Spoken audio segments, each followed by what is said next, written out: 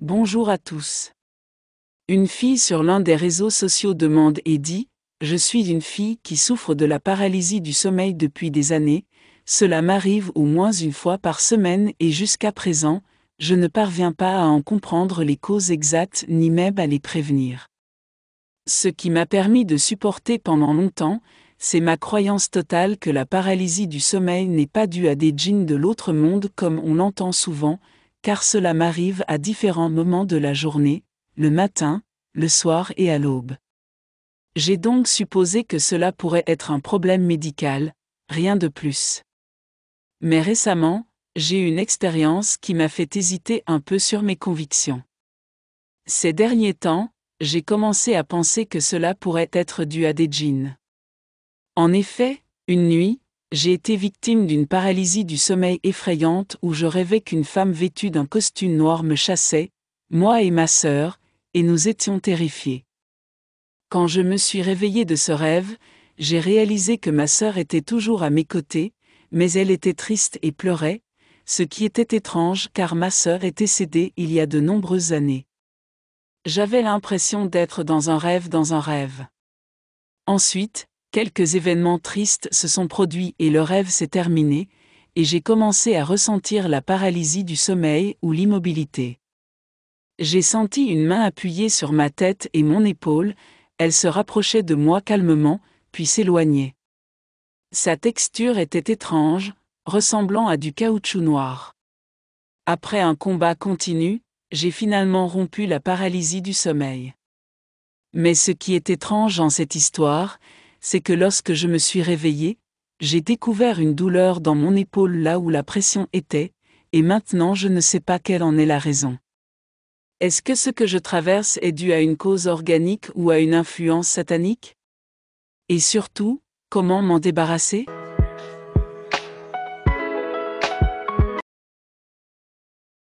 Bienvenue dans cet épisode. Nous allons répondre à une question sur pourquoi parfois, alors que nous dormons, nous nous sentons étouffés et incapables de parler. Avant de commencer, si vous êtes nouveau sur la chaîne, n'oubliez pas de vous abonner et d'activer la cloche pour recevoir nos vidéos en premier. Après cette introduction effrayante, parlons un peu du sujet d'un point de vue scientifique. Beaucoup d'entre nous ont déjà vécu l'expérience de se réveiller soudainement, terrifiés, avec une sensation de poids sur la poitrine, nous empêchant complètement de bouger. Nous ne pouvons pas bouger un seul muscle de notre corps, même notre langue semble figée, nous ne pouvons pas crier à l'aide, même si d'autres personnes sont dans la même maison ou la même pièce que nous. Nous sommes éveillés et sûrs que nous sommes éveillés, nous ne rêvons pas, et nous voyons tout autour de nous.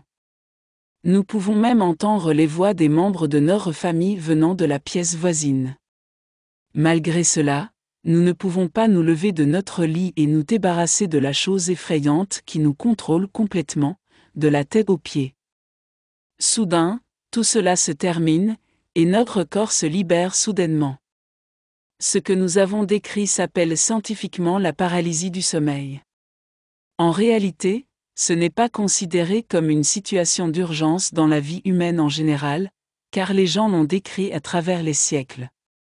Cependant, cela a été considéré comme résultant de créatures maléfiques attaquant les humains entre le sommeil et l'éveil pour les effrayer gravement.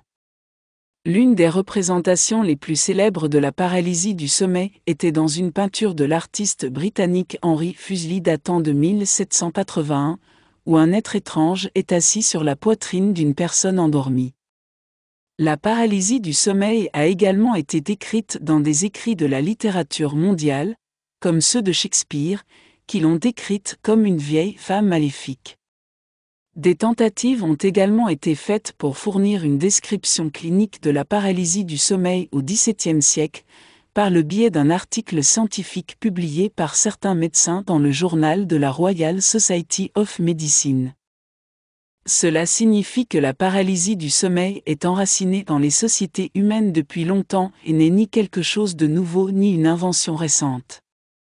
En ce qui concerne son interprétation, cela n'était pas très clair dans le passé, mais a commencé à se clarifier relativement récemment. La paralysie du sommeil est un type de trouble du sommeil qui survient lorsque quelqu'un est sur le point de se réveiller mais que son esprit est déjà éveillé tandis que son corps reste dans un état de relaxation musculaire. Cela peut entraîner une sensation de raideur et parfois des hallucinations qui peuvent durer quelques secondes ou quelques minutes. Pour comprendre les détails de la paralysie du sommeil, nous devons connaître les phases du sommeil. Pendant le sommeil, l'homme passe par deux phases très importantes, la phase du sommeil lent et la phase du sommeil paradoxal ou REM. En général, le sommeil commence par la phase du sommeil lent, qui occupe environ 75% de la période de sommeil. Dans cette phase, le corps commence à se reposer complètement et à récupérer son énergie et son activité. À la fin de cette phase, la phase REM commence. La phase REM est la phase où surviennent les rêves qui ne se produisent pas dans la première phase. Les yeux bougent rapidement tandis que les autres muscles du corps sont étendus. C'est à ce moment-là que le corps commence à séparer le cerveau des muscles, simplement pour éviter toute interaction entre les muscles et les événements qui se déroulent dans le cerveau à ce moment-là. C'est une miséricorde de Dieu envers nous, car si nos mains ou nos pieds réagissaient aux événements qui se déroulent dans le rêve, cela mettrait certainement notre vie en danger, surtout si nous rêvions que nous sommes Superman et que nous sautons par la fenêtre. Nous ne volerions pas, mais tomberions simplement de la fenêtre. Alors, quel est le lien entre tout cela et la paralysie du sommeil? Sa relation est simplement que pour une raison quelconque, une personne peut se réveiller soudainement pendant la phase REM. Comme nous l'avons dit, le corps reste déconnecté du contrôle des mouvements musculaires pendant cette phase. Ainsi, lorsque la personne se réveille dans cette situation, elle ressent une paralysie totale. Elle essaie de bouger n'importe quel muscle de son corps ou de parler, mais malheureusement, rien ne répond à ce moment-là, alors que son cerveau est éveillé, son oui, sa vue et sa conscience de l'environnement sont intacts. Dans cette situation, la personne est consciente d'elle-même mais incapable de contrôler son corps. Cette condition est généralement accompagnée d'hallucinations auditives ou visuelles, vous faisant entendre des sons ou voir des illusions qui n'existent pas réellement. En ce qui concerne la sensation d'oppression sur la poitrine, c'est généralement parce que les muscles thoraciques ne sont pas actifs. La seule chose qui reste active est le diaphragme, ce qui fait que la personne ressent une gêne respiratoire et une nouvelle pression sur la poitrine. Fondamentalement, c'est le scénario spécifique de la paralysie du sommeil. Cela se produit lorsque nous franchissons les barrières entre le monde du sommeil et le monde de l'éveil. Alors, y a-t-il des facteurs qui contribuent de quelque manière à la survenue de la paralysie du sommeil? En fait, oui. La paralysie du sommeil peut résulter de changements continus et irréguliers dans les horaires de sommeil, ainsi que de l'endormissement pendant le sommeil, en particulier lorsque vous vous allongez et dormez sur le dos pendant une longue période. En outre, d'autres facteurs peuvent contribuer à la survenue de la paralysie du sommeil, tels que les migraines, les apnées obstructives du sommeil, le stress, l'anxiété, les crises de panique, etc. De plus, la prise de certains médicaments comme les médicaments pour le trouble déficitaire de l'attention avec hyperactivité, ainsi que l'abus de tabac et de caféine, peuvent également augmenter le risque de paralysie du sommeil. Enfin, il est important de noter que la paralysie du sommeil n'est pas considérée comme une maladie nécessitant des médicaments ou une visite chez le médecin, sauf dans des cas extrêmement rares.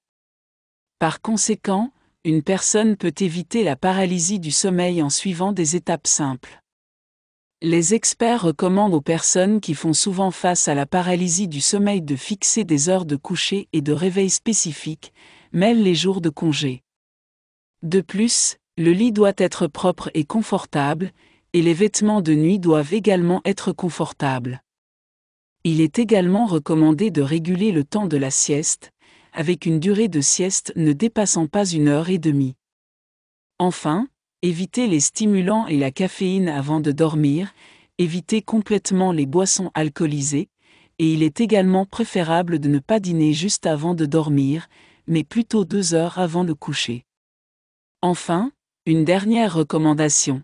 Si vous entrez dans un état de paralysie du sommeil et que vous vous en libérez, ne retournez pas immédiatement au lit et ne vous endormez pas rapidement. Prenez votre temps, car cela pourrait se reproduire.